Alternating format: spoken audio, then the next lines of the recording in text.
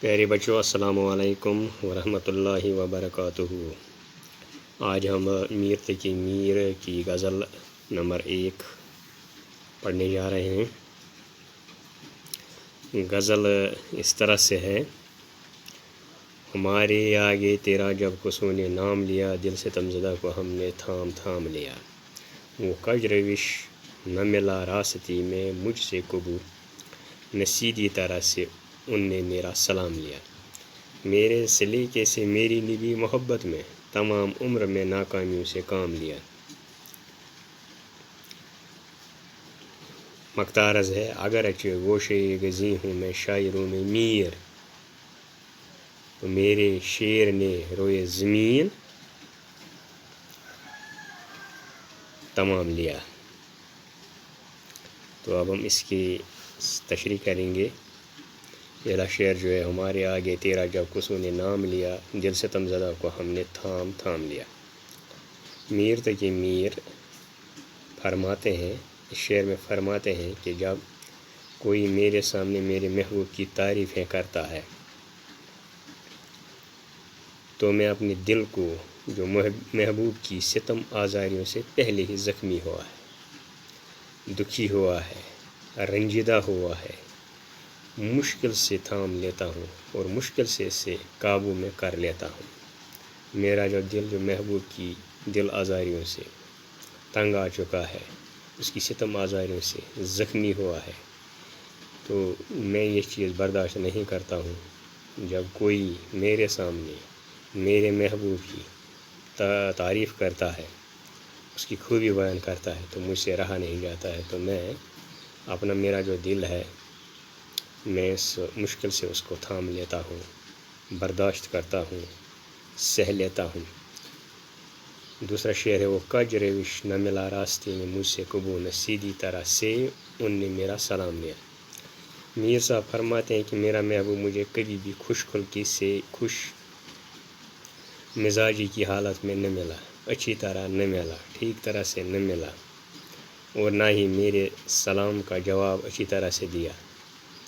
یعنی وہ ٹھیک طرح سے میری طرف دیکھتا ہی نہیں ہے، مجھ سے بات ہی نہیں کرتا ہے، تو میرے سلام کا جواب ہی نہیں دیتا ہے۔ شاعر اپنے محبوب کی اداؤں سے ناراضگی کا اظہار کرتا ہے، اس کے جو طریقہ ہے اس سے ناراض ہوتا ہے، اس سے ناراضگی کا اظہار کرتا ہے، اس کے معشوق کا طریقہ ہے۔ تیسرا شعر ہے: میرے سلیقے سے میری نبی محبت میں، تمام عمر میں ناکامیوں سے کام لیا۔ میر صاحب اس شعر میں اپنی بے بسی کا اظہار کرتا ہے، اپنی بے بسی اظہار خیال کرتے ہوئے کہتے ہیں کہ میں نے بہت ہی احسن طریقے سے اپنے محبوب کا پیچھا نہ چھوڑا۔ یعنی کہ اگر میرا محبوب مجھ سے ناراض ہے، خفا ہے، لیکن میں نے بھی اس کا پیچھا نہیں چھوڑا، میں اس کے پیچھے پیچھے رہا۔ اگرچہ اس میدان میں اکثر اوقات مجھے ناکامیوں کا منہ ہی دیکھنا پڑا، میں اس سے ناکام ہوا، اس کو منانے میں ناکام ہوا، اس کو پانے میں ناکام ہوا، پھر بھی عزم و استقلال اور بلند حوصلہ اور محبت سے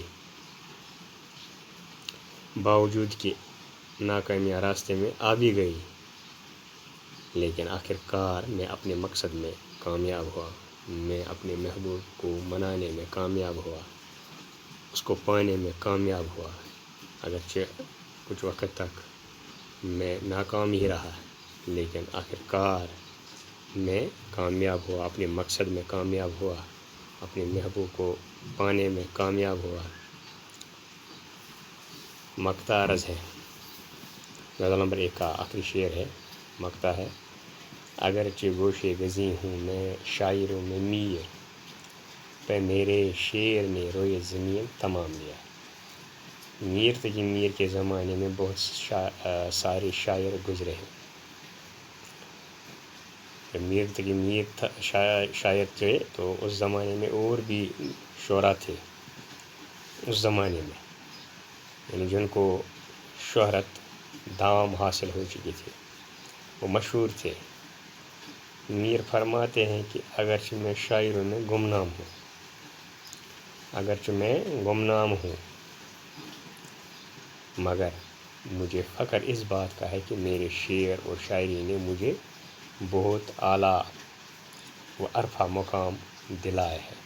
شاعری کی ہی وجہ سے، چونکہ اگر مجھے کوئی نہیں جانتا تھا، لیکن جو شاعری ہے، میری شاعری ہے، میرا کلام جو ہے، اسی کی بدولت مجھے اعلیٰ مقام ملا، مجھے اونچا مقام ملا، میں لوگوں میں مشہور ہوا۔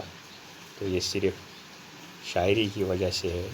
جو میری شاعری ہے میں اس پر فخر کرتا ہوں، میں اس پر گمان کرتا ہوں۔ میری شاعری کی وجہ سے ہی میں اس لوگوں میں مشہور ہوا ہوں، محبوب ہوا ہوں۔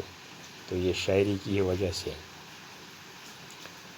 حالانکہ دیگر شعراء بھی ہیں، خاص کر غالب جو ہیں، انہوں نے بھی میر کی شاعری پر فخر کیا ہے۔ غالب جو کہ اردو کے عظیم شاعر ہیں، غزل گوئی کے عظیم شاعر ہیں، انہوں نے بھی میر تقی میر کی شاعری پر فخر کیا ہے۔ تو اسی شاعری کی وجہ سے میر کا نام جو ہے وہ جانا جاتا ہے، پہچانا جاتا ہے۔ تو یہ تھی غزل نمبر 1۔ کل ہم غزل نمبر 2 لے کر آپ کی خدمت میں پھر حاضر ہوں گے۔ تب تک کے لیے اجازت، اللہ نگہبان۔